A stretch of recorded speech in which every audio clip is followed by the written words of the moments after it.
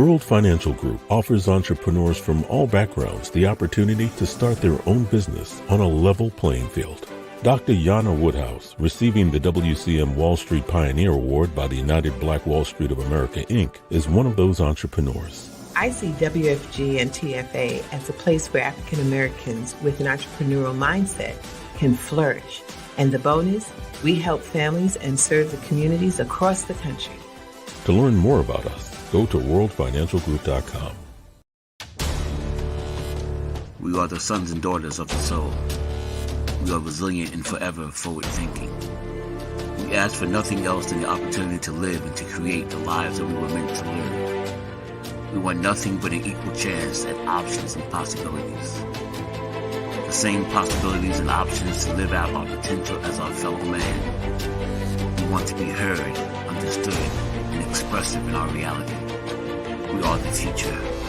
We are the creative. We are here.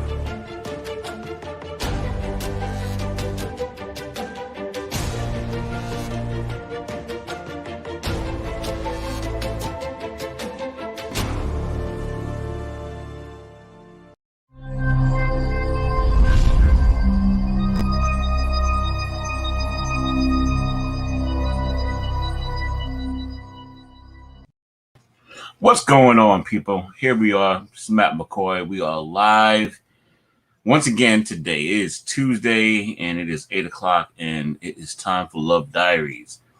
I want to thank you guys for tuning in. Those of you who are here already, thank you for being here. I see you. If you're here, tell a friend. Let them know to come in and tune in. Check out what's going on. We got some good stuff happening tonight. Something new.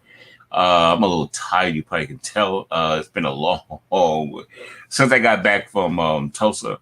It's been nothing but nonstop for me in a lot of ways, and we'll talk more about that, at another time. But a lot of things going on, and Juneteenth is coming up this weekend, so I gotta be ready for Juneteenth. We're doing a big Juneteenth festival in Yonkers, and also, Sunday is the Skyscraper Tournament, which is the Olympic qualifying bike race that takes place here in Harlem every year on Father's Day.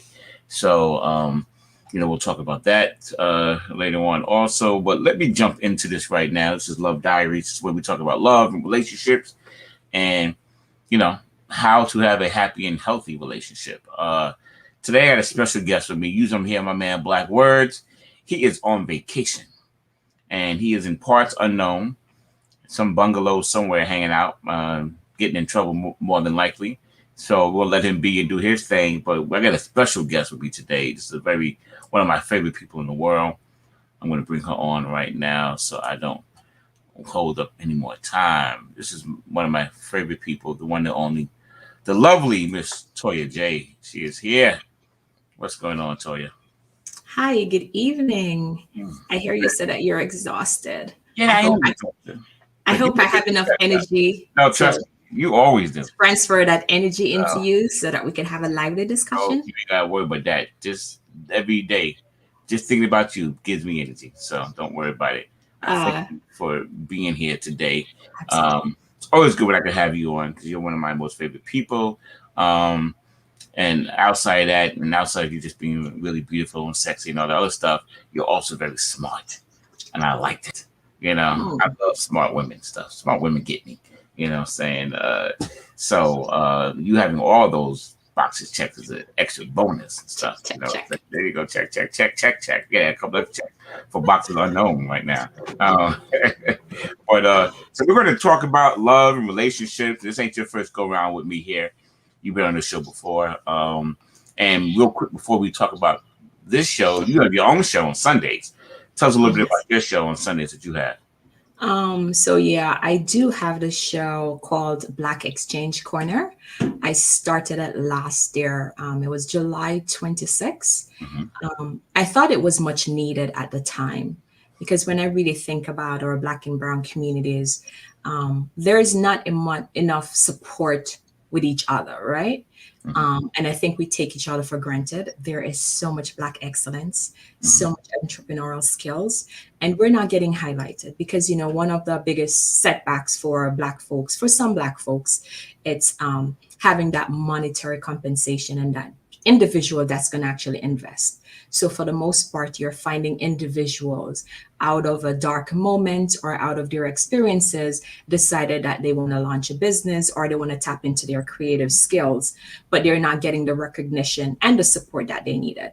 And this coming from my experiences as well. So Mhm. pretty much what I do, I just do outreach to individuals on social media, and then I have interviews because I believe that we all have a story, and Mhm. out of our stories, we blossom these beautiful business ventures as well as our creatives. So it's just pretty much a matter of like sitting down and having these conversations, nurturing these conversations, because the end goal is to like really change the way we think, especially with our younger population. Because even growing up in the islands, like if I had said to my mom, I want to be an author, I want to be a creative writer, she'd look at me like, lady, go sit down. So I think it's like really changing that narrative, right? So like if we have a youth within our circle and this individual is displaying that they have that skill set, why not nurture that instead of like forcing what we're programmed to do, to say you got to go to college, you got to get an education, and you got to come up with a magnanimous student loan that you can't even afford to pay for. So pretty much that's what it in a nutshell. And you just said something that sparked something in me, and hopefully one day, I'm hoping to be on your show one day and talk about all that Black excellence and stuff. I saw a lot of it when I was in Tulsa. I'll tell you that much. Yeah. That was outstanding. But you sparked something in me just now when you talked about being home in Jamaica, um, Yeah. and telling your mother you wanted to do something that for her was just ridiculous. It's not And good enough. we go now, do we have, and how does that translate into our dating habits Mm. and relationships? Do we bring cultural idiosyncrasies, or I don't want to say cultural norms, but I guess they become normal for us at Yeah. times, to have a certain thought pattern, and how important it is in your relationship to have a partner, a mate that is in tune with your thought patterns, um, and won't necessarily think you're crazy all the time for when you do things, or somebody who can throw water on your fire, saying Ah, in your spirits, saying they want to do something. What do you say to that? How do you think that relates to our relationships with people? absolutely. It affects our relationships to the core, to Uh-huh. be honest, because, even like when you really think about the martyr syndrome in the Caribbean, like you grew up seeing your mom accepting certain behaviors and Hmm. just like falling into her role, not, just being totally submissive. And I think it starts first. You gotta like I did like a lot of unlearning, to be honest. Once I got into myself and I owned who I am, I started taking full responsibilities. And by that, I literally had to be naked and undress myself and try to figure out who I was and what my identity was. I had to unbecome to become the woman that I wanted to be in my relationship, right? Not allowing culture, not allowing what I saw growing up to control the way I interact and engage with others. Initially, that was it played such a huge role in my relationships altogether. Because even when you think about like there's certain conversations that's not had with your mom, is not sitting down and saying, well, baby girl, this is like when you start having relationships, these are the expectations, and like really laying it out to you and explaining it to you, what to expect and not what to accept, right? And then when you really think about when you think about how we were programmed to think and to have these gender roles as a woman. We're supposed to be submissive. We're supposed to pretty much just accept whatever it is that these men are offering. But then I'm like, no, that's not going to work for me. I know what it is that exactly what it is that I want for myself, what I want from a relationship. And I think one of the biggest relationships that I have encountered and will continue to encounter is that relationship with yourself. Being able to stand up to yourself first, Mm-hmm. and then it will make a difference. Because if you don't know how to love on yourself, if you don't understand even what your love language is and understand what turns you on, mentally, like just like going and like really assessing who you are, Right. then that's going to translate into your relationships. Because if you have certain negative behavior traits about you as an individual, you don't want to take that baggage into a relationship, because that baggage is actually going to hinder that relationship from actually getting anywhere. So you just have to be super mindful. It's like a lot of unlearning to get to that point where you could be like, you know what, you're in a fulfilling relationship first with yourself, so that you can show up for that person, for your partner. Mm-hmm. You mentioned earlier that uh, knowing yourself, Yeah. being in tune with yourself first is very important. I've always said that. I think, especially in our culture and in the Black community, we have a lot of failed relationships um, that fail, not fail naturally just because you just weren't, the right person for each other, but fail dramatically because we're not the right person for ourselves first. Absolutely. You know what I'm saying? We don't know who we are. We don't know what we want. We think we do. We don't know where we're going, or we're going on a path that maybe not be the right path for us to be on, and we don't realize it. Maybe it was a path that somebody set for yourself, maybe your mother, your parents, set for Absolutely. yourself. Maybe society set it for you, especially for the Society. Black, in the Black community, we have all kinds of issues because, people have kind of placed us in a box, and that box is not very comfortable. And that box is also often has fear and pain and distrust and all kind of stuff in it that we have to deal with as a people always. And that societal ills seep into our consciousness and often help to shape who we are, and then definitely help to shape who what our relationships are. you know and we don't have sometimes healthy relationships because we just don't, we're not clear about who we are, not clear about what we want, not clear about where we want to go and who we really want to go with. We just Yeah. want to go with somebody. Yeah.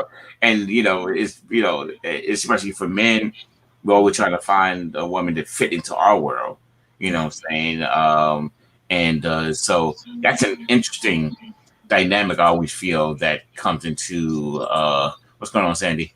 What goes on into who we are, and I'll take an example. And tell me what you think. I had this conversation with a friend of mine the other day, and so they were asking me, say, hey, well, what's next for you? Your life. Your life seems to be going really well for you when it's successful, and you're accomplishing all these goals, and you're making history in these ways and in that ways, and quietly doing it. And I said, well, you know what? I'm ready to settle down again. I'm ready to settle down again. But I've been grappling with. So let's take an example. I think I'm ready to move into a new space, and so I'm going to buy this condo, and I'm going to buy this really nice condo, and kind of have a little funky place for myself. But then I thought about it. I said, wow, should I do that now? Knowing that at some point, hopefully soon, I'll settle down. And, if I pick a place for me now, and then 3 months from now, I meet somebody and fall in love, that might not be the place for her. You know what I'm saying? And, you know, um, so I wonder sometimes, am I just overthinking it? Or am I wondering, well, should I just wait for whatever period of time it's going to be? I'm not in no rush, but should I wait to buy this new living space. That's going to be fabulous. Whatever I get, it's going to be fabulous. So it's going to be funky and cool. But should I wait to let the woman have a decision in it that might, who I'm assuming at that, at this point, just, hypothetically will be my final lifelong mate, what I'm saying, and the woman I'll marry and, settle down with, for the rest of my life. Is it something that, I should say, hold off a little while, saying just in case, you got like, you got 3 or 4 good choices there, and you got to choose one of them, so should I wait to choose one of them instead of, before I choose the house, or don't give a damn if she's going to have to love it no matter what happens? What do you think? I honestly believe in seizing the moment. Mm-hmm. And I say seizing the moment because, well, you said you have potentials, right? So I don't know at what point you are with those potentials, right? But I think when you get into a relationship, it's about giving each other time to know each other, right? And learn each other. So you could say you're going to wait for that perfect mate to get it in, and you get this beautiful space together and you live happily ever after. I don't believe in that. I think that you should, because remember, you attract the person that you want, right? Because you are the person that you want, right? And you're going to get this beautiful space. You're getting this space for you, first of all. And then if there's an addition, of course, she's welcome to be a part of that. But I don't think you should deny yourself of getting somewhere unless you already identified that individual is aware of what your thought process looks like, and you guys are pretty much close into like getting to that, then I would say wait. But if you're ready, why not do it now? Why wait until tomorrow? And tomorrow is not guaranteed. Mm-hmm. Mm-hmm. Okay. I mean, and that's, that's my thought. I just wanted to hear you say it. But, that is my thought. But, you do also, because I am a person that likes to, when I'm in a relationship, let my mate have say in what, is going on. And, I just felt myself, damn, well, hey, if I marry so-and-so, she has a child, then I need the extra bedroom. You know what I'm saying? If I marry Toya, all right, well then I don't have to have the extra bedroom, but I need to have this stuff. You know what I'm saying? And so on. But then again, like, you know what? The hell with it. I'm gonna get what I want, and I'm gonna have fun for the next 3 months in my space, and then they can come in and do what they want to do after that. As long as you leave my living room alone. You know what? I think at the end of the day, and let's go back to relationships, right? And I think folks at times make the mistake of getting together for the wrong reasons. Mm-hmm. If you find that right person, the person that's compatible, and the person that gets you and understand you on a mental, a spiritual, emotional, and they have like all of the package together, and they're able to meet you at the intersection of your life. Because I believe when two people come together, it's a meeting of the mind, body, and soul, right? So it's not about the materialistic stuff that you have alone. This person is coming in because you set their soul on fire. There is something about you that makes them feel safe, makes them feel needed, whatever that is, and vice versa. So once both of you get together, it doesn't matter that much, right? Because you guys it's like a dance. Relationship is like a dance. You guys are moving to the rhythm of each other, and you understand that. It's a difference now if this individual is saying, you know what, hey, Matt has a nice space and he has the financial means and he has, he's there. He's on that ranking where I need him to be. Then that's something totally different. That person's not coming in saying, okay, fine, I'm in this for the long haul. I'm here to nurture his soul while he's doing, it's about reciprocity. So you're coming in you already have an agenda in your head and it's not in alignment with what you want. And both of you are not on the same wavelength. So this is why I think that we have so many issues in relationships, because our agendas is totally off. It's not in alignment. You just said something that really Well, I just said it myself when you said that. I said that's why I love Toya and stuff, because she is. You said if someone is there to nurture if they're there to nurture your soul, then that is, I think, the building will go to the topic building healthy relationships. I think that is the foundation Yeah, of, because I like to choose somebody based on who they are, not okay, what they do, not what they have, not absolutely. anything, not even how they look necessarily and stuff like that. It's um who are they on the inside, Yeah, and their insides, does their insides meld with my insides? yeah, You know what I'm saying? Does your soul match my soul? Do we feel similarly on different on various topics? Do we? And we don't have to be exact, because sometimes yeah. opposites are good for Opposites different attract. opinions and different points. But you want somebody where there's a synergy with, that you can Yeah, say, okay, fine, uh, so you look for that, or I believe you should look for that person first, that for some reason when they talk to you, when they say things to you, when they look at you, whatever, it's good for your soul. absolutely. You know what I'm saying? And that's my house. So it's like that. uh, we must have set off a few fire alarms, and so but so even like I sometimes. I mean, people who know me know what I do and know, where I am in life and so like that. And I try not to. I try to hide that at times. Saying you meet people, I just want to be me. Just you like me because of me, Yeah, or do you like me because of what I do?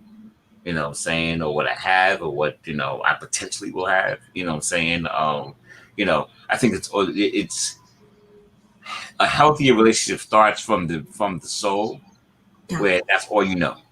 yeah, Everything else is naked. You don't know anything else. You know what I'm saying? And you're just dealing with the soul of that person and the character of that person, how they make you feel. Then you start to work on everything. You start looking at everything else. You know what I'm saying? If I am it's probably, what's the one, like, is there a profession? I mean, legal profession, that a man can have, or something a man can do that you just can't deal with? It's just something that a man has or does, for a living or whatever. That just I can't live. Like I used to have a girlfriend. Just if I was a police officer, she couldn't be with me and stuff. What I'm saying? She just for various reasons. Afraid you're gonna be shot every day out there in the streets and stuff like that, and worried about that was too much for her. And other reasons and stuff like that. So is there a particular type of man or profession, or I don't know, that would turn you off, or not necessarily turn you, but you just say, I like him, but I can't deal with it. two. Um, if you're an army guy, Mm, that's going mm, to be really difficult for mm, me, because again, it's that worrying factor, like not knowing when you'll be called or deployed. Like that's just a bit too much for me, and mhm. I can't deal with a man who's a hairdresser. Forget it. Oh, Like who? a beautician or a hairdresser. Like I can't deal with that. I need my man who is like have that Oh, masculine trait and like his firm hands. I could feel it on my body. mhm. That femininity, that feminine side of him. Nothing like that's just my preference. I would rather not have that. Okay, all right. So no hairdressers in your No life. hairdressers. Yeah, So no if hairdressers. if you own Bob's Beauty Salon, you in there, and you're the major salon person. Okay, cool. Yeah, That's interesting. I can't think of. Army is one. I didn't think about Army. yeah. The army. That's tough for me. Um, yeah, anybody in the service. I respect it. I do. I don't though, and it's funny because I don't necessarily agree with the service and people in the service. And you have to have a certain mentality, I think, to be in the service. Yeah. And that's not my mentality. Um, but like you said though, more worry of hey, if war breaks out, and then they're gone often. Yeah. They're often gotta go away for a week, and Nah. be gone, that kind of thing. So yeah, that would be one. I remember I used to have a girlfriend who her definite nose was me riding a motorcycle. Oh, And she said, if you rode a motorcycle, I would not date you and stuff. And not in because of she finds them dangerous. And you know what I'm saying? And just to the worry of something, cars are dangerous too. But you got a little more protection around you. The car, somebody as hits you. opposed to the bikes. Yeah. Yeah. So that was a big no for her stuff, that kind of situation. That's interesting. I wonder how many people have their no-nos in their heads of what they can deal with, and things that are realistic. Sometimes I think we also make up foolishness, and we think, in ways we probably shouldn't think. And so in building those healthy relationships, understanding yourself probably is number one. Would you say that? Absolutely. Yes, understanding yourself. Absolutely. And then how do we deal with how do we then once we understand ourselves, how do we then get to navigate that relationship space with somebody else, whereas we can have a healthy relationship, because it has to be a give and take. Absolutely. If I come home and you're like, and you're watching TV, saying you're watching somebody I don't want to watch, I'm saying I really don't want to watch this, and you're like, well, cool, sit down and watch this with me.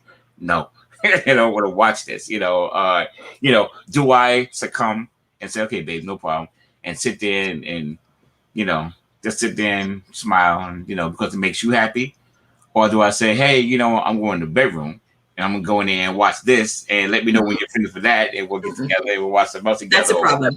That's a problem right there. That's a huge problem right there. Okay. Because again, relationship is a give and a take. Mm-hmm. You can't just be taking and not giving, right? And that's a part of building a healthy relationship, right? Because it's actually doing something that you don't even want to do it, but because it's going to please your partner, it's going to make your partner happy, you're willing to make that sacrifice, right? It's about being open-minded and being willing to compromise if you need to. Really, you have to compromise in a relationship. Because, and then again, I guess it depending on the way she's going to respond to you as well, right? Because imagine now we're creating the scenario. You're just coming home from work. You're probably exhausted. She's there watching her favorite soap, Lifetime, whatever it is women likes to watch. I think the first thing that she needs to do is she needs to greet you. She needs to greet you pleasantly, right? And say, hey, babe, do you want me to run you a hot bath, or do you want me to make you some dinner, or whatever it is? Or you could be like, what time he's coming home. So the table is already set. His food is already there and it's prepared for him. So by then it's like the way you're greeting him shows him that you're excited that he's home. So in his head, no matter how exhausted he is, no matter how much of a bad day he was having, maybe you're probably greeting him with a hug and a kiss, like a wide smile. You're wearing his favorite scent, silk, whatever it is, because it's about setting the stage. I think at times individuals get into relationships for the wrong reason. And when they get into it, they don't know how to keep up the show. If you're in it because I'm so into you, I just can't help being away from you, and you just make me naturally happy, right? Happier, right? When you get home, like, I'm going to do everything in my power to take away the stress from the work day. When you're walking into this palace, into our palace, this is our safe haven. This is our safe space. And this is just where you're supposed to be at peace. So if you're creating that for him, he's going to be okay. Well, yeah, and that's why I love you, and because you just always have the right things to say. But I'm thinking though, going back to my original, if I and thank you for the greetings at the door and all the wonderful things that you do to make me feel welcome at home, make me feel happy to be home now. But if it's something, let's say I want to watch the game. I got home just in time to watch the game, and the game was getting ready to come on, but you're in the living room watching, whatever you're watching that you like to watch. And, I think I should be able to go into another room and turn on another TV and watch the game if I want to watch. Absolutely. So, And I don't want you to feel slighted that here you are looking all beautiful and sexy. You cook food for me No, and you want me to sit with you. But I'm like, I really want to watch the game though. You know what I'm saying? no, I'm not insinuating that you have to come and adjust to my schedule, right? That's just me setting the pace for you to come home to a warm, welcoming space, right? In my head, I already know the game is on. That's what you're going to want to watch, right? So I probably have the popcorn in the microwave, whatever it is. I probably have your favorite bear or whatever it is. I think we have to pay attention to our partner, what their likes and their dislikes are, right? Mhm. Because again, relationships to me, I like to use the analogy, it's like a loaf of bread. You Mhm. have to keep remaking it every single day. Mm. Your relationship starts or your marriage starts every single day. It's not the day at the altar. It's not the day we decide that, we're going to coexist and we're going to live in this space together. No, it's every single day. It's the relationship, right? Because it's human nature. Our attention span is like very, very minute. And I have to keep reminding you why we're together. You have to keep reminding me why you decided to be with me. Mhm.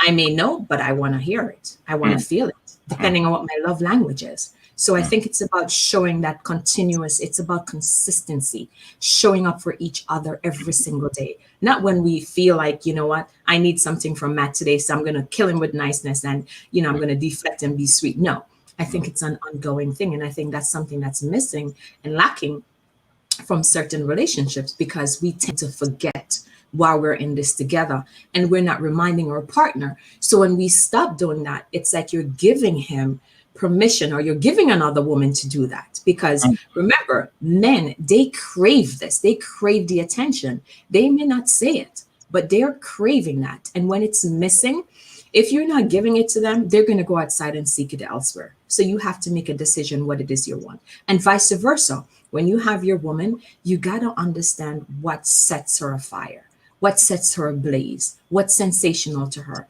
what is sexy to her. And you keep doing that. Like you said earlier, you got to keep adding that log to that fire to keep that everlasting eternal flame. Mhm. So, and again, ladies and gentlemen, if you're probably going to see right now, so if at some point during the show I break out and I propose to Toya, you know why and stuff, but she always has the right answers to say. But I mean, how do you? I mean, deal with going back to my original scenario? Like Hmm. for example, one of the things I just don't watch. I'm not a horror movie kind of guy. I don't watch horror movies. Okay. What I'm saying? It ain't my thing. So if I come home, we watch a horror movie, I'm definitely going in the next room. I'm like, that nah. You know what I'm saying? Not my thing. And and your thing might not be football. So football season comes around and now I've learned to adjust based on what you were saying earlier. Much of a football fiend I am. And football season starts Sundays, Mondays, Sundays, and Thursdays. So there's a game on. I need to be in Mhm. front of the TV watching the game. That's unless the two teams I just don't like. But I've learned to, especially on Sundays when all my teams are playing, and I adopted this from a couple of relationships ago, and my ex girlfriend in particular, that I knew Sundays was her day off, and she was off on Sundays and Mondays. So she wasn't off on Saturdays. She worked on Saturdays, but Sundays and Mondays she was off. So Mondays sometimes I was busy, but Sundays I knew, all right, fine. I'm usually free and she's off. Summertime she wants to do things. She wants to go places and do things. So, like you said, that finding the common ground is okay, fine. She wants to go out. She wants to hang out. I'm cool with that. It's Sunday. The game was on. What I started doing was taping the game. I would DVR the games. So whatever Smart. games I wanted to watch, I DVR them. And hey, babe, let's go. And we could go. I know when I come home, they're right there on the DVR, waiting to Exactly. watch them. So I can come home and it's right, we're good. You have fun. And you're tired. You want to take a bath, whatever. As soon as she hit the shower, I hit the TV. You know what I'm saying? Yeah. Start to now watch what I wanted to watch. I did her thing with her. I did what she wanted to do, and I kind of hung out with her, and that worked. Saying it was a happy balance. Because by that time, she would come home, and if we, depending on what time we got home, if it was late, it's different, but it was still early enough. that she might go and watch TV and watch whatever she wants to watch. She might go in the bedroom and watch it, or one of the other rooms. I'll go in the living room and watch the games. But I learned to find balance. This is what I'm trying to say ultimately.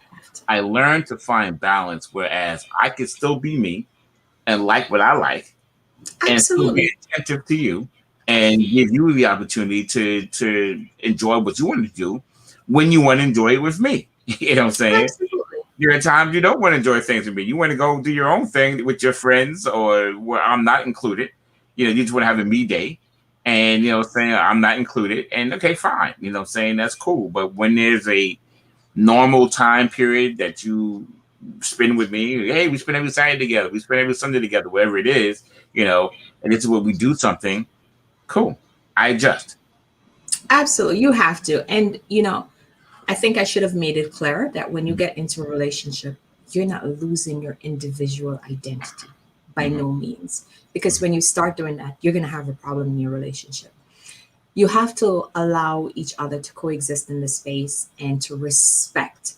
You still have to have healthy boundaries within the relationship dynamics. And like you said earlier, of course, I need my me time with my girlfriend. You need your me time with your boyfriends, right? With your guy friends, right? Doing what guys do. So, and again, it goes back to having that trust. Again, it's when you're not healed and you haven't dealt with those emotional trauma that you've experienced in the past, then you're taking this into your relationship. That's that baggage you're dragging with you, right? So then now this is going to start impacting your relationship, because with that trauma that was left unaddressed, it's gonna trigger trust issues. You're not gonna. It's like you can't be your own individual person because you don't even know who you are. So therefore, how are you gonna be able to accomplish and achieve that, right? You're not gonna know how to give your partner space, again, because of that fear of what might happen, or you're creating these delusions in your head that's not even happening, right?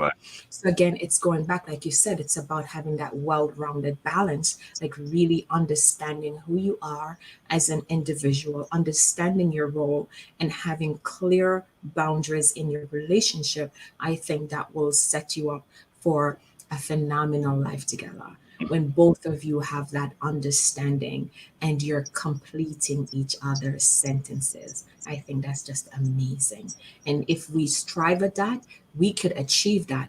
But we got to first be able to address ourselves, deal with our own baggages, our own traumas, all of those emotional burdens, and clear your head and rid yourself of everything that you had in your previous relationship. Don't take, it's like using your old oil to fry new fat. You don't do that.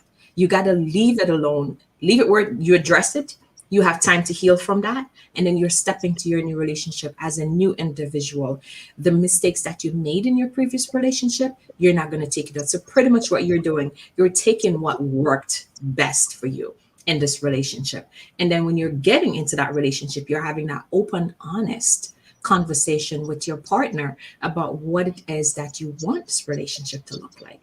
It's about communication, honest communication, not just saying a yes, yes, yes. I can't be a submissive. Well, I can be submissive if I need to at the right time. But I'm just saying, it's like, I don't want to be just a yes person because Matt says he wants this. No, I still have an opinion, and I have to voice my opinion, because what's going to happen if I keep saying yes, yes, yes to everything Matt wants? Where does that leave me? So it's like, and I think we're saying the same things. Then that healthy relationship really starts with self first, and then compromise with the other person, and then maybe we'll just throw in, once you know yourself well, you can compromise with your mate, and the third thing would be then find ways to create something new together. Create a routine together. Right. And that's good, because I do believe we all need our time, our space by ourselves. Absolutely. And it's funny. I've had a few. Think of relationships I've had. I'm talking about like this is my woman relationship. It's my girlfriend, my wife, whatever. relationship, and it's been a few of those because we had that conversation on the show one time before. I'm a settle down guy, but I'm hard to settle down. You got to be really special to make me want to settle down. You know what I'm saying? Which I very seldom find that person. But but I've had relationships where we've done, like my ex-wife and I did damn near everything together. It was fun. We really enjoyed each other's company, and we did everything. When I hung out with my friends, she came and hung out with my friends. They adored her. They loved her and said it was fine. But she did have time with her friends. Every once in a while, do her own thing, and it did. But we liked being around each other. We liked going places together and doing things together. And I've had other relationships that wasn't like that, and we were just a little too different. We loved each other. It was really good, but there was some things that were just a little too different. But that probably leads me into probably our next conversation and our next topic, which is dating etiquette. And so before we get to the healthy relationship, we got to go through the dating process. Yes. And that dating process sometimes for many can be very strenuous, to say the least. You know what I'm saying? And I have a feeling, man, I believe that I would guess that 50%, and I'm being nice with 50%, it's probably a higher number, but 50% of people don't know how to date. Can you repeat what you just said? 50% of people don't know how to date. I strongly believe so. And I think it's a much higher number, but I'll start there at that number, and I'll actually let me chime in real quick. But I asked the question of what you like, what you can't deal with, that your mate did. Sandy had chimed in earlier and said mortician. So I could, I'll put you there. That's kind of weird. You deal with dead bodies all the time and come home and stuff, man. But so back to dating. Dating etiquette. What's a good date for you, Toya J? What's a good date? What's a good date for you? What does it include? What does a man say, do? How does he dress? Where do you go? I got my notebook out, so let me know. What is it that you like? And I'll tell you mine. And ladies and gentlemen, you're watching, please chime in. Give us your dating etiquette, what it is that you believe somebody should come to the table with. That's a tall order, Matt. It is, okay. All right. No, that's fine. I mean, I'll go first if whatever works for you. You could go first. You could go first. I'll allow you to go first. I'll put myself out there on the firing line. All right, so dating etiquette. I think dating is, and again, I'm saying this for me, it's hard for me to say it in general for everyone, because I know I'm kind of a different breed of person, I think. And I've been told that too and stuff. I don't think usually the way most people think. But dating is, okay, you find a woman who I'm attracted to, and I want to go out with her. It could be one of two or three things. Hey, we go out on a date. There's dinner included. There's something else, but usually dinner is usually included in the date. It usually might be the major portion of the date. But I date somebody based on who I think they are in their energy when I meet them. You know what I'm saying? I know tons of pretty women, so that's not a big deal. You know what I'm saying? That's nothing special. You know what I'm saying? There's a lot of beautiful women in the world. But what makes it special is your energy is unique to you. Mm-hmm. You know what I'm saying? Your energy is unique to you. And if your energy attracts me and like, wow, she has a real great personality. I love her smile. I love how she talks. I love everything, about her. I'm interested in her. So now you're going to go out on a date. You're going to have more of a conversation. And again, I'm assuming this is somebody that I've really don't know well. Just met one time or, a couple times seen, then finally had the courage enough to go and ask her out. Um, um, which is another part. Do men, and we'll get back to it, fellas chime in, do men have to find the courage to ask women out? Do we have to, are men in today's world still, apprehensive or lack the self? And I don't want to use the word self-confidence, because I don't think self-confidence has anything to do with it. I just think that sometimes we're just like, saying, is she going to like me? You know what I'm saying? Or, say that. I knew you want to say. But then, you know what? I think it has to do with confidence, right? Because whether or not she likes you, your ego may be crushed a tad bit, right? But then I think it's just with anything in life. Most things, it's a trial and an error, and you learn from that and you grow from that, right?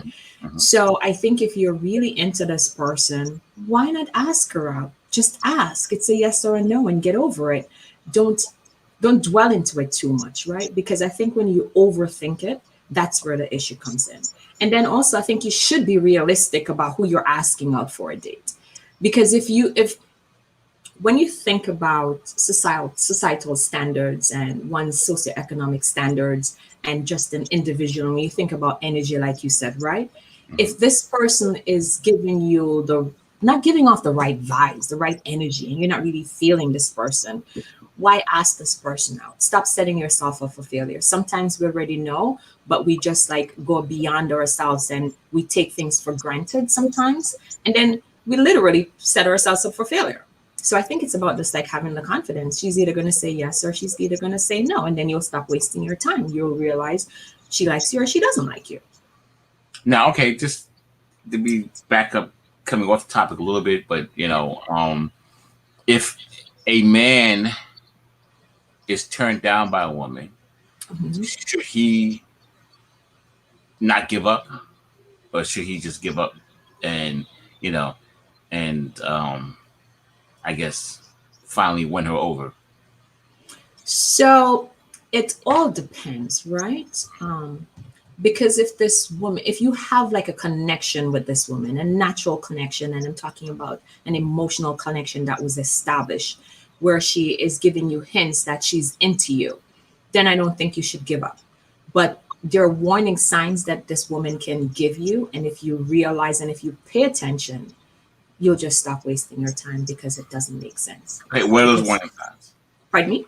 What are those warning signs? Men want to know. If she's always having excuses, like you reach out to her and you're like, hey, can I take you out? And she's like, no, you know what? I'm busy. I can't do that this week. And then you give her another week and you come back at her and she's always having an excuse why she can't show up. Or she may schedule the date with you and then she cancels on you. That's a warning. That's a red flag. Just keep going. If this woman just wants to go with the flow, she's like not giving you any certainty to work with, nothing substantial to work with. She's not giving you a chance to explore who she is, then that's a red sign, right? If she wants to keep her options open, but she's not saying it, and she's like playing and toying with you, then nah.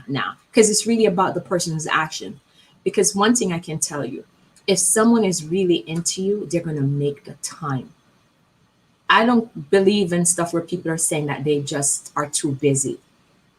Because you make the time for what it is that you want to make the time for. That's true. When I think about COVID, no one in their wildest imagination would think that the world would stop and everybody would pretty much be stuck working from home. Look at us. We're having this show. It's in a cyberspace. No one expected that. But what happened? We adjusted and we made the best of it. And I think it's the same analogy. If I'm really into this guy, I don't care how busy I am, I'm going to make it work. If it means I will say to him, I can't do dinner, but I have a 30-minute window. Why don't you meet me at the restaurant around the corner and we could meet really quickly and we take it from there. I agree with you. I think that is because I agree that people who are busy can make themselves unbusy if they want it. You know what I'm saying? Nobody has a gun to the head saying you can't leave, you have to stay here, you have to do this. You know, nobody works a job 24/7. You do have a free moment somewhere. Yeah. Now, hopefully, that free moment matches with the other person's free moment. You know, Yeah. say well, I have a 30-minute window here, like, oh shoot, I'm not gonna be here. I'm not around at that time. I can't do that time. And then I'm like, damn, I missed my opportunity because I might have had a really good reason. I'm the one chasing you, but I really had a really good reason. Damn, I don't. That's I okay. make that time, you know. And that's where we have to be creative, right? We have to be really creative and be able to adapt as needed. Because if you want to be with this person and you want to explore to see where this can go, you're going to make the necessary modifications as needed as you go in this relationship. So even if you're out of town, it doesn't matter. Maybe that's half an hour we could be on the phone and we could have a meaningful conversation and we could flesh it out further. So it doesn't necessarily mean that because you can't physically be in the same space with me, we could probably, like, it's technology. We could do FaceTime, or we could just have a conversation on the phone until we're able to physically meet. Because then it's like this person is giving you, you're realizing, oh my God, yeah, she probably does like me, right? So now you're going to be like, okay, fine, I've been chasing this woman. So now she's making the time. So you know what? You're going to clear your schedule and do what you have to do to be able to just meet her halfway. Because again, it's about compromise. Be willing to meet the person where you need to meet them. I'm gonna ask the fellas out there to chime in, and fellas, let me know how long will you pursue somebody before you just give up?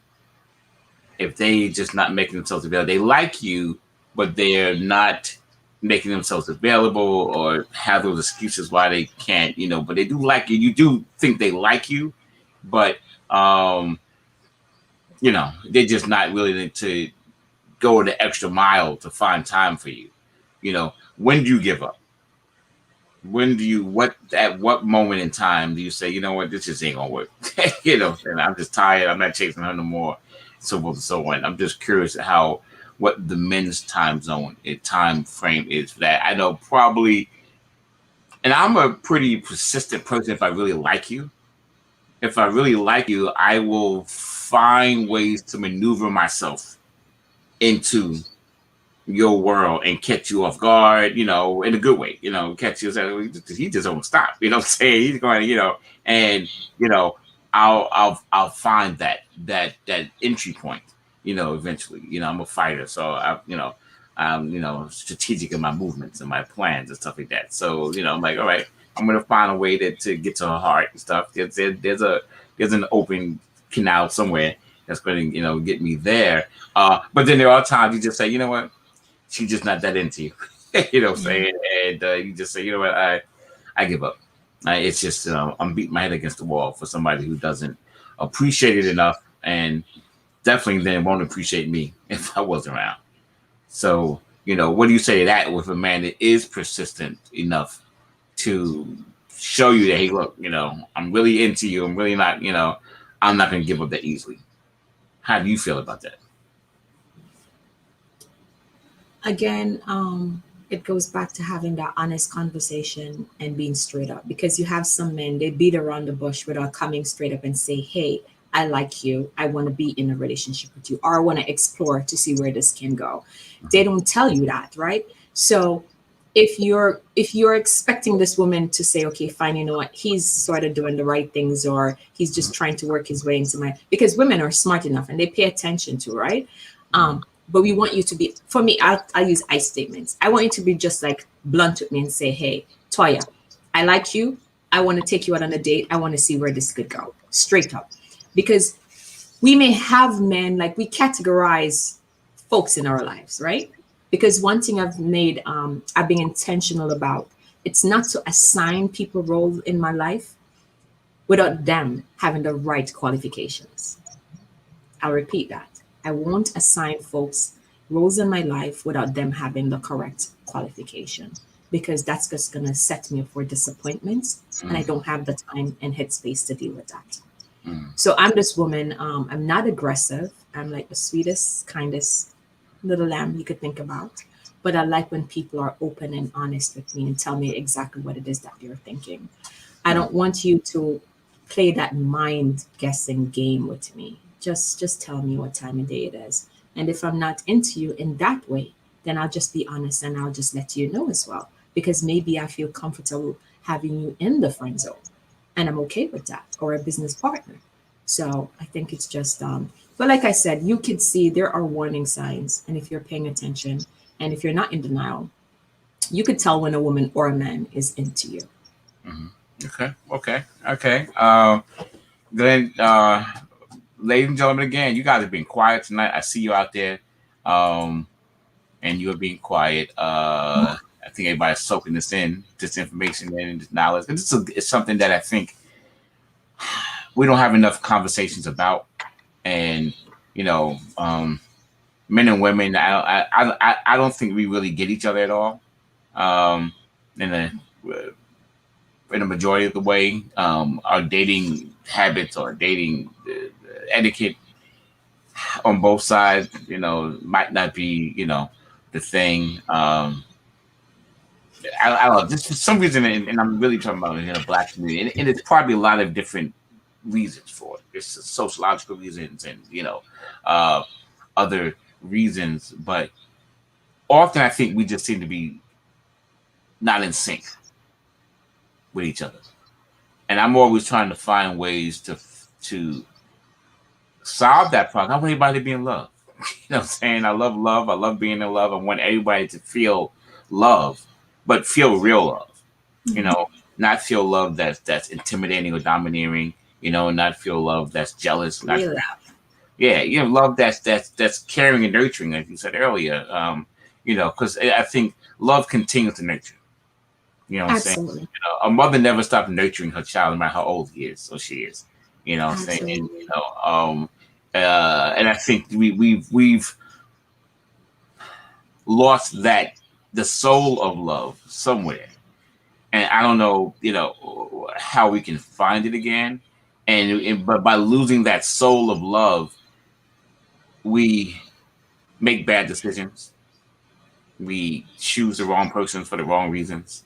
You know what I'm saying? And you know, and we don't. I just see so many unhappy relationships or marriages or relationships that think they're happy. You know what I'm saying? You can really tell they're not. You know what I'm saying? Or they are two opposite people, and or people who just get comfortable Yeah. with whatever they have and they're used to it.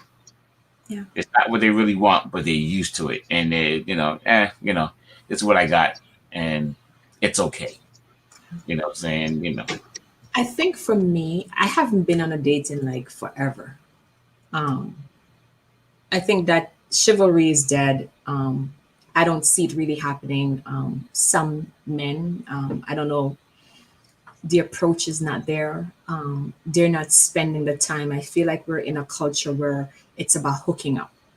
People don't understand what dating really is, and spending the time to get to know each other.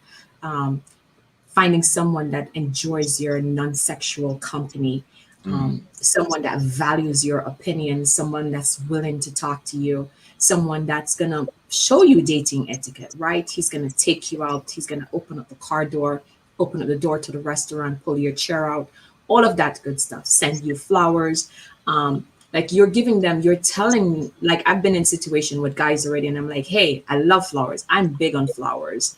Um, and that's something that gets me, right? And you're telling them, like you're literally giving them the blueprint, and they're still just not getting it. It's and especially for me, it is very, very difficult and challenging because of who I am, the Toya J, the author, right? And because I'm so in touch with my sexuality and my sensuality, so that gets easily mistaken. They mistake the art for the artist, and Mm-hmm. I think sometimes it's also intimidating to others. Mm-hmm. So I don't know, but I don't get approached, and I don't worry about it because I'm such a confident woman and I'm so in love with myself. I buy myself flowers, I do everything. So when you find a woman like me who is such an independent person, then you have to be able to, what are you bringing to the table? What are you going to do that's different? Because I already have the whole table. So what is it that you're going to bring to the dynamic? And I think that's something that, and I think also to an extent that some women have devalued themselves. So if I'm going to sit here with my checklist and, you know, my requirements, why deal with Toya when I could just go get the horse for free, the milk for free? It makes no sense. So it's just really hard in my world, to be honest, when it comes on to dating, because I just don't see that it's like so difficult, like dating and especially since COVID, that's something like almost unheard of, to be honest. Mhm. So I date myself, and it's okay. It's you mentioned knowing what somebody likes, Yeah. and or and like for I'm not sure if you've heard my story about the flowers of my ex-girlfriend. You heard that No, story? So no. my ex-girlfriend, those of you who know her might know her, very beautiful woman, Mhm. gorgeous, very smart, uh and so we would go out, and this is in the beginning of our dating, and we Okay. would go out, and I would give her flowers. And oh, thank you. Since you put the flowers down, and we continue our date, eating whatever we did, and then it never. She never, like, I gave her flowers. She was like, "Well, okay, thanks." It wasn't a big, nothing for her, and so excuse me. And I'm thinking, yeah, I'm giving you these, nice dozen roses, and this and that, and it wasn't until later in our relationship. Now we've finished the dating phase. We're in a relationship now. It wasn't until later in our relationship that I find out from her that she hates flowers. And I was like, all this time I was buying you flowers, and I said, "What'd you do with the flowers?" She said, "I threw them away." Oh, Saying I would laugh because I was like, "Wait a second, all this damn time, saying this is years later now, you're telling me you hate flowers, and I never knew that." Saying, she said, but "Yeah." what was so hard to just say to you, I don't like flowers? Again, it's like not assuming what the other person And I likes, guess, but but I guess she don't want to hurt your feelings. yeah, what I'm saying. So she would accept them, and then go home, and she said she didn't. I said, "Why you hate flowers?" She said, "Because they die." And uh and she says she doesn't want to think of a relationship dying. I guess she equated flowers dying, relationship dying, so on and so on. You love flowers, and the wonderful picture behind you and everything else for that. And I thought, most women like flowers. I think most women do like flowers, but I picked the one that hated them, and You know, I it's so funny spent that $5,000 on flowers for no reason. you said that, and something triggered in my head when you said flowers die, because sometimes when certain behaviors, when you unpack that, something allow that person to get to that point where they don't see the value or they don't like flowers Mm. because they probably have like a negative experience with flowers, right? This is probably just the social work in me overthinking things. I could be wrong. But like going back to what we're saying, I think like this is where we got to be honest with each other, right? Mhm. It's okay because we're building, we don't know where we're taking this, right? So, because the dating period, right, is the getting to it's the honeymoon stages, trying to get to understand and to know each other, right? So, I think this is where you're going to pick up and like even to be upfront and say, hey, what's your love language? What do you like? What do you enjoy doing? Like, ask the right questions so you could know because you're trying to see who this person is. And I think that's why it's so important to establish time to talk to each other. I don't want to go to my first date at a dinner. Sorry, I don't want to do that. I want to go somewhere, probably like take a walk in the park because I want to be able to feel your energy, feel your vibes. I want to hear you. I want us to be in nature where we could be at one with ourselves and align with the universe. I'm probably just a weirdo, No, no, but I'm just saying, I'm actually the same way. but I'm just saying Walk it in the makes park, more sense. yes. It makes more sense because over dinner you're so concerned with like, am I sitting properly? Am I eating the right thing?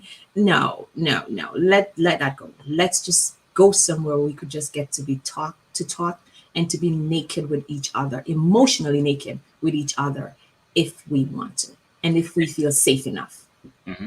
And that, and I 1,000% agree with you. I'm on definitely board with you. If you go out, anybody knows me, you go on a date with me. If I say, hey, let's go to the park, or let's go sit by the water, those are like some of my favorite things to do. But it allows me a quiet space to talk. It allows me a quiet space to feel your energy. Especially near the water being, conductive in energy and what have you. I love those opportunities because you can just talk. We can go eat and so on and so on, but I love to, I don't mind, because I have, I think a lot of us have gone on first dates that were more noisier, because it just worked out that way, what I'm saying? But I gotta find time to be able to sit with you quietly in a nature environment, so I can feel your nature, so I can feel your spirit. What I'm saying? And, that has always been very important to me. It's one of the things people say. I'm around noise a lot in my life, and what I do, my business, I'm around noise. I'm around excitement all the time. When I'm not doing that, I like to be quiet. I sit home and meditate. What I'm saying? I love to sit by the water. One of my favorite places in the world is go sit by the water. I love sitting in the park. I haven't sat in the park in quite a while. I will say that for various reasons. I've been sitting by the water a lot more lately in the last couple of years. But I do love the park. I like going, like, for example, a good date for me is going to the zoo, believe it or not. What I'm saying? I love going to the zoo. I love animals. I like it's different. What I'm saying? And you get to walk and talk and see things that, what I'm saying, and see nature, see, animals. And for something about the zoo, I love that energy around being around animals. I love animals. So I've always loved that. But what is, outside of going to the park, what is your favorite place to go? What's my favorite place to go? That's a tough question. I'm gonna kick Sandy's ass. I'm laughing. I'm gonna kick Sandy's ass. I kick Sandy. What did Sandy say? Say you want some ape so shit. Ape shit love. That's right, Sandy. You gonna see the King Kong and me come out in a minute. King Kong ain't got nothing on me. Sandy is a whole mess. If I'm in the islands, I literally love taking strolls on the beach because water is so therapeutic. You're on islands. Hold on, wait a second. Hold on. Well, I thought about first date. You want to go to islands somewhere and stuff. Listen. Well, I said. Notice I put out my disclaimer. If I am in the islands, I love going to the beach. I mean, there are nature parks here that we could actually go to. Because it's just something about water that's so therapeutic and just relaxing for me. Just like sitting, I'll just sit and stare at the water for hours and hours, and it just relaxes me. I'm the same way. It just relaxes me. Yes, I can sit there from sun up to sundown.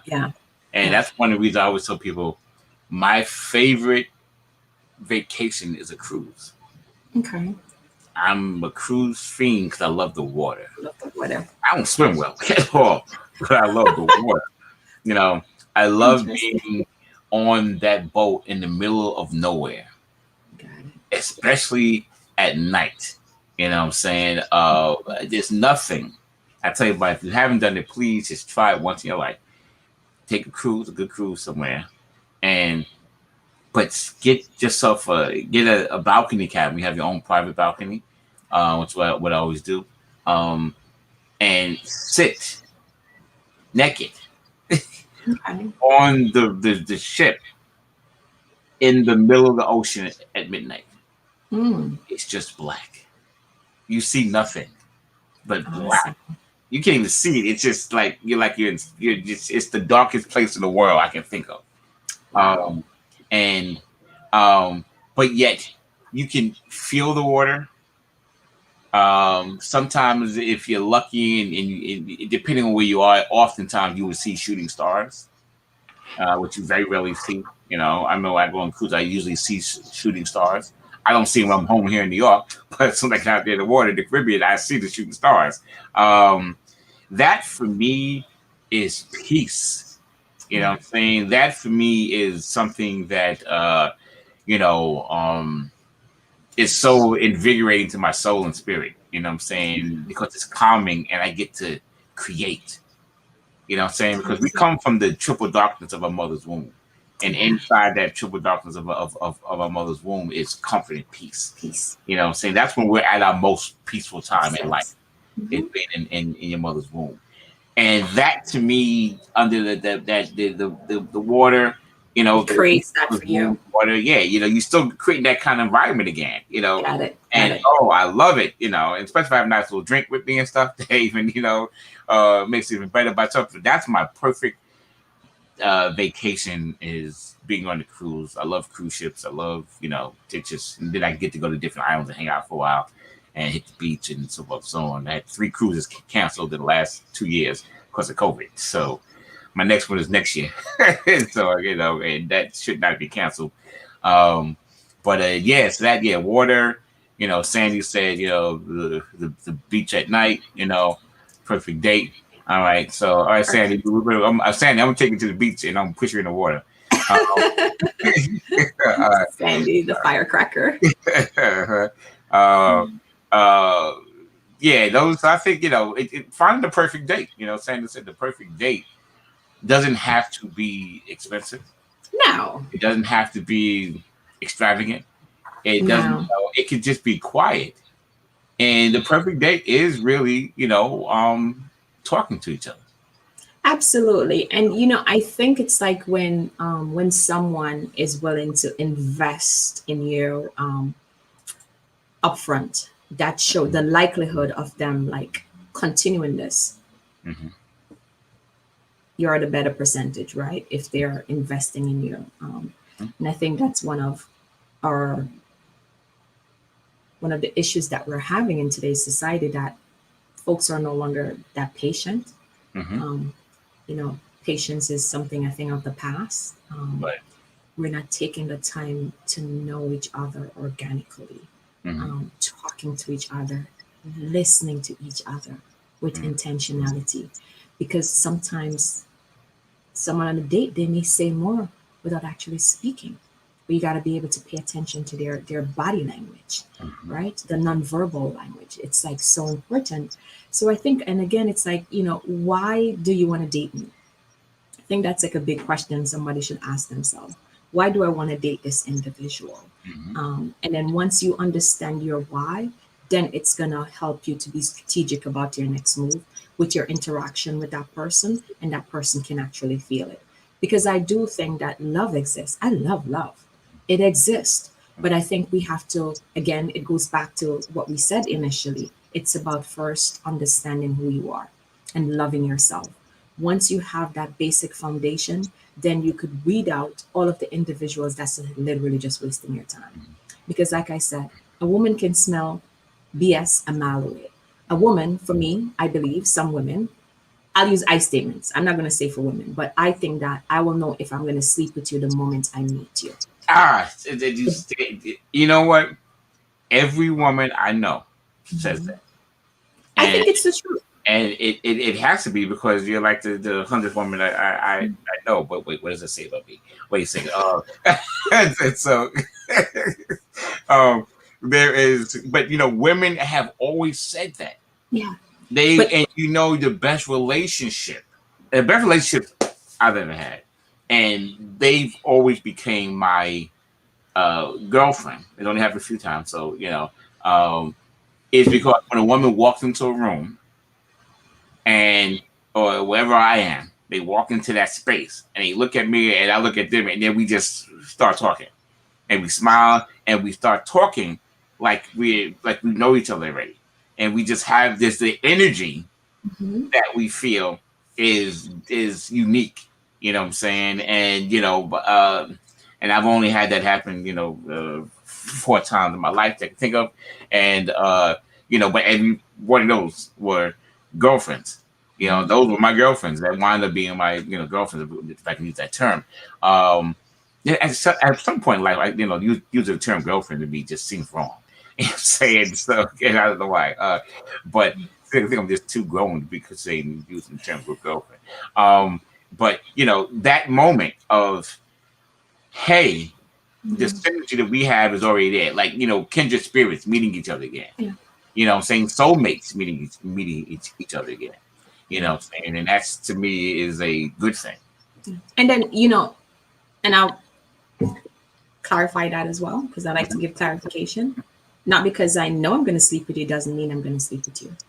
Because what comes out of your mouth, how you treat me, how you treat others around you is the decisive factor.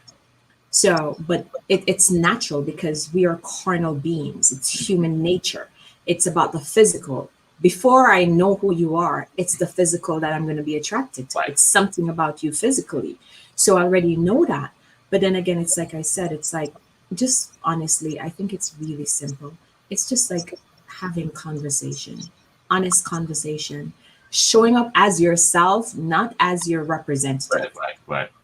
Be who you are. Don't put on airs because this is what Matt wants to hear, so I'm going to feed it to him. No, because you're already setting up yourself for a disaster. You don't want to do that. Just be your authentic self. So you said, going back, I just lost it. Being attracted physically first. I think physical is always a part of something, but at some point we get metaphysical with our relationships and our, and we get beyond that physicalness.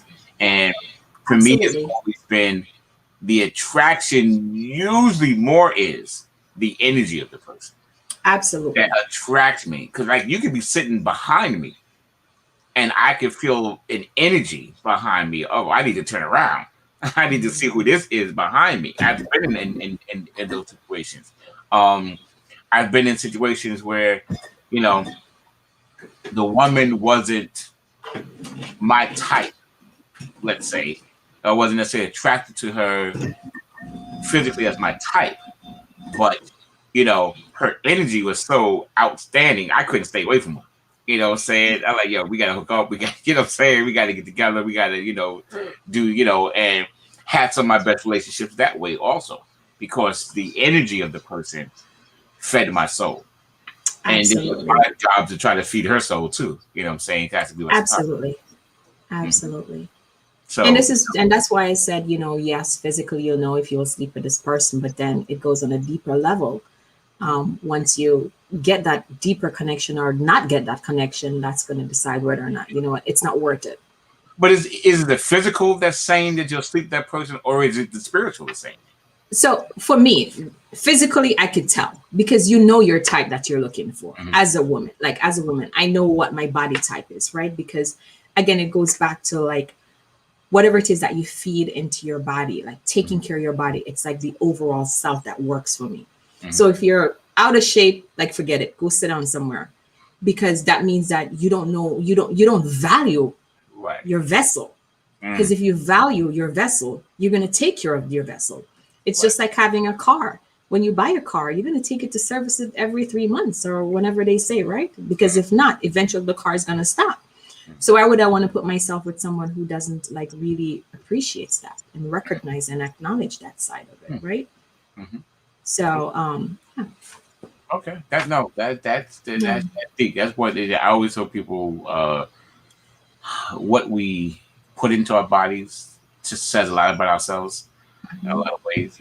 None of us are perfect, what I'm saying. Unless we slide every once in a while, what I'm saying. Just that don't fall down, don't stay down, what I'm saying. Exactly. As Mrs. Doctor, you could fall down, but get up.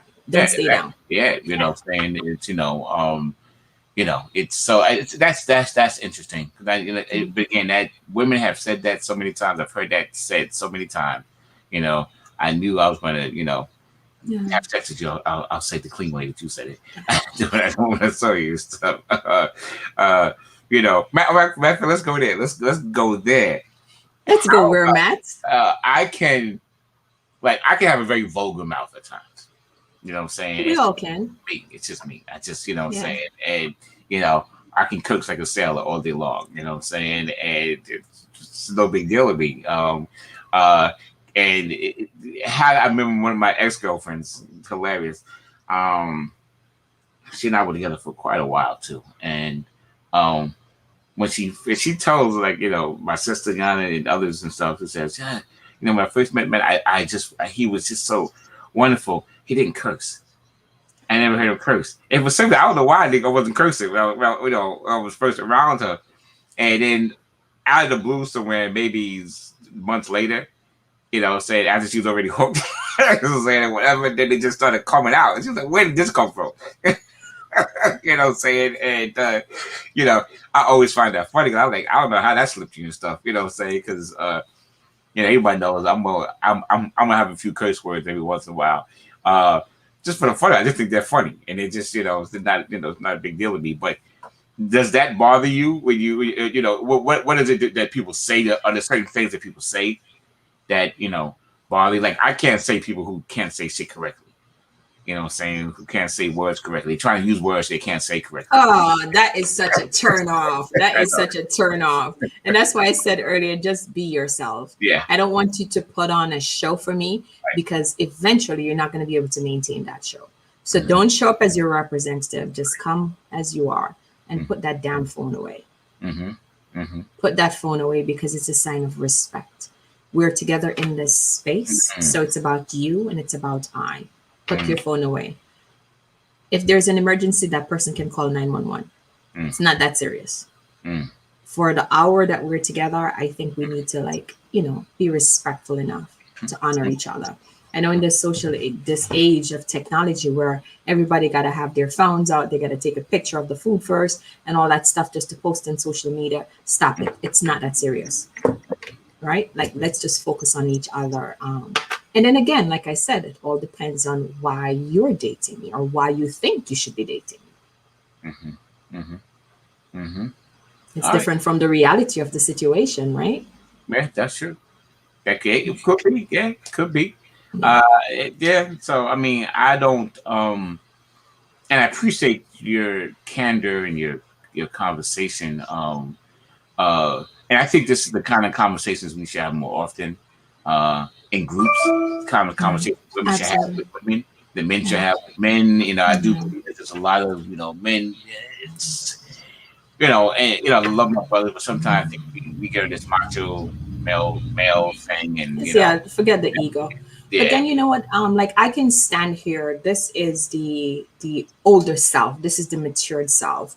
This is the woman that spent time to work on me. Because a few years back, I probably wouldn't be talking like this. But then, because I had the opportunity, involuntary opportunity to, like, really spend time with myself, to get to know who I am, and to be emotionally and physically naked with myself, and working from the inside out. I think that's what made a difference with me. So I can then say, unequivocally and with confidence, what I will tolerate and what I won't tolerate, because it's about reciprocity. I'm not looking for someone to save me, but I want someone that's going to respect me equally, and I'm going to respect you as well, because it's a give and take. It's a dance. We're going to do the salsa together, right? So we're going to learn the rhythm of each other, and then we're going to pick up speed. Do you, as a woman, because I know as a man, I think men want the same thing. It's the same things as women do. Sometimes we're afraid to say it, or to, you know, saying, or to admit it, you know, because the ego, you know, machismo, you know, pops up, and you know. But I think, you know, we all want to be comforted. We all want to be comforted. We all want to find comfort in our mate. You know, if I come home and I had a rough day, or you know, I'm just not feeling good. Just life ain't right at that moment for me. It's off balance. Then, you know, your mate is supposed to help you balance it. Absolutely. You find that balance, help comfort you, so to help you until you find the balance. You know, sometimes, you know, I think we all need to be able to do that. If you come home and I sense there's something wrong, then I believe in that's my moment that I have to put aside what I'm doing to help Absolutely. you come back into balance. Absolutely. And I don't think enough people do that. You know what I'm Yeah. saying? It'll be all right, you'll work it out. You know what I'm saying? And they'll go hang out with their friends. Yeah. you know. And then again, it goes back to even with our brothers and our kings, when you really think about it and think about the messaging that they got growing up, not thinking that they should show emotions. Mhm. Um, some men operate off like they hold everything in, because it's the natural thing to do. That's a manly thing to do. I can't go home and tell my girlfriend or my significant other that, babe, this happened at work today and this is how it impacted me. And we have a back and forth conversation about it openly. And you really being like showing me that I can feel. Mhm. So when a man does not know how to show up that way with his partner, it's Mhm. going to create a problem, because what he's going to do, he's going to find other ways to channel that feeling, right? And it may not be positive. It could be negative. He could pick up smoking. He could start, womanizing. Like Mhm. it's various ways. And this is why I said trauma that's left unaddressed, it manifests itself in so many different ways. Mhm. So as a Black community, Black and brown, or just people in general, we really have to be intentional Mhm. and take care of our internal self, the mind, unlearn some of those negative messages that we have. Let it go. It's not that serious. Create your own identity. Come into yourself before you go pick up anybody, woman's kids, and start getting into relationship and Mhm. entanglements. Because if you're not healed, you gotta heal yourself first. If Mhm. you're not healed, you don't need to be in anybody's relationship. Mhm. And I've said that to myself, even like when it comes on to sex. When I took off my clothes, I had no reason doing that, because I didn't even understand what sex really was. Mhm. So if I don't understand it, then therefore I don't know how to accept the pleasure of it. I Mhm. don't know what it is. I'm just literally going with the flow. But now, because I've spent time with this self, this vessel, Mhm. understanding every aspect, every area of this vessel, it Mhm. makes a difference how I show up. I Mhm. said to myself, the next person, the next relationship I get into, this man is going to get a damn good woman. He's going to get the best of Toya J or whoever is Whoever at you that point see in at the time, moment. right? But because I healed, Mm. Mm. and that's so important. I healed those wounds. Those wounds, I was able to pick them apart. Mm. I'm in therapy. I see a therapist. Mm. I'm not crazy. Well, I can be a little crazy, but I'm just saying. But again, that's the stigma around, you shouldn't go to therapy. You shouldn't seek professional help if you need to. But if you're gonna be honest with yourself, then you gotta unpack that, because we have so much trauma. Just by being Black, we have a trauma. Mhm. Just Sure. by Right. being a woman, We come out in trouble. So yeah. exactly. Just by being a woman, right? So it's like we got to get to that honest space where we could be honest with ourselves and we And could really stand up to ourselves. and I appreciate you because I appreciate and I love your honesty and you're a counselor. You know what I'm saying? You're a person who has to deal with people with issues Yeah, and counseling. But you see a therapist yourself. You know what I'm saying? I have to. Yeah, right, to balance yourself out. Yeah, exactly. So, but it is. I think we do have to understand ourselves, Yeah, get to know ourselves, and not be afraid to be honest with ourselves and to grow. But I think the it, you change. I was at no, and I can say, and I think my friends and people who know me will say, yeah, I was really a good guy all my life. You know what I'm saying? Was I perfect? No, but I was always a good guy that people admired and liked, and so on, so on. But I've always looked for, and I think I'm a better guy now. I'm older now. I'm a better. I understand myself a little bit better. I understand my weaknesses. I understand my absolutely. frailties. I understand my when I'm just having fucked up thoughts. I just curse. There you go. Yeah, And you know, uh, you know, I understand when I'm not balanced. yeah, And I recognize it. Well, maybe when I was younger, I didn't recognize it. And people always ask me, like, my ex-wife and I, they always say when they see us together, if they've ever seen us together, people say, how'd y'all ever get divorced and stuff? You know what I'm saying? She's a beautiful girl. You guys seem to be really fun together and, love each other much. Yeah, we do. But I always say, at that point in my life, I was 30 years old. I was a little too much of myself to deal with whatever minor thing was wrong in that relationship. You know what I'm saying? And look at it today, that was a really minor situation. You know what I'm saying? But I let it grow and to not worry about it because I'm married. I can do that shit. You know what I'm saying? I don't have to be here. I can be there and stuff. You know what I'm saying? And that ego, what I'm saying, was a part of my downfall, I think. And she'll, I'm sure she'll admit her issues, but now I'm different.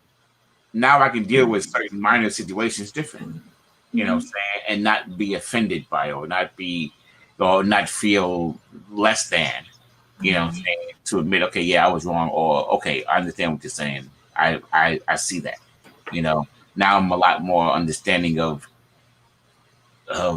myself first, and then find ways to find the understanding in the woman that I'm with and around, whether it's a sexual partner or just a friend.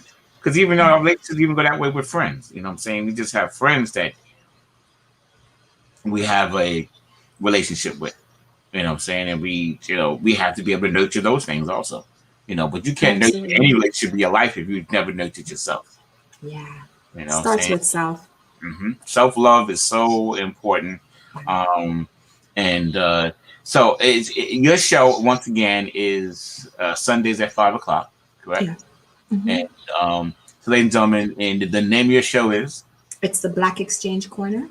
The Black Exchange Corner. And one day she'll have me on, maybe, and I could exchange the little corners of my life. But check it out. It's every Sunday. You can view it right here on Facebook. And Toya, we got to bring you back again because I'm looking at the clock, and I could talk to you forever. We can do this, and matter of fact, one day, what we're going to do? One day, you and I are going to do a show from the water. I like that.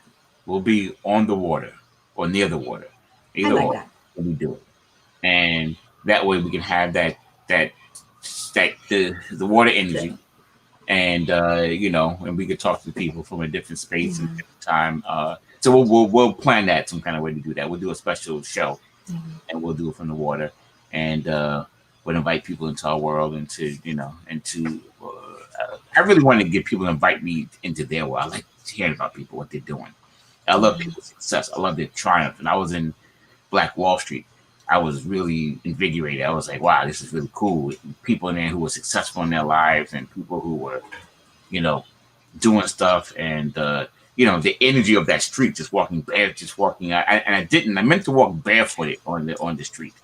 Feel the energy, of the street, and I forgot to do that. But just walking down, you can feel the ancestors, whispering to you, keep moving forward, bring us back, that kind of situation. And so I love people's triumphs. I love people. I celebrate other people's success more than I do mine.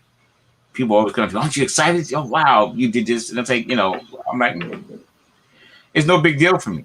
I expect myself to be successful. I expect it. So when it happens, it's a blessing, but not a big deal for me. People say, man, you don't ever get excited. You just did this. You own a NASCAR. You over. That's nice. You know what I'm saying? But how can I use that to help somebody else? That's all I'm thinking about. You know what I'm saying? In the midst of doing it. But if you do something, I am celebrating that all day long. I am celebrating your triumph because that's how I am. And I believe if we learn to celebrate other people's victories more than we do our own, then we'll have a more balanced world.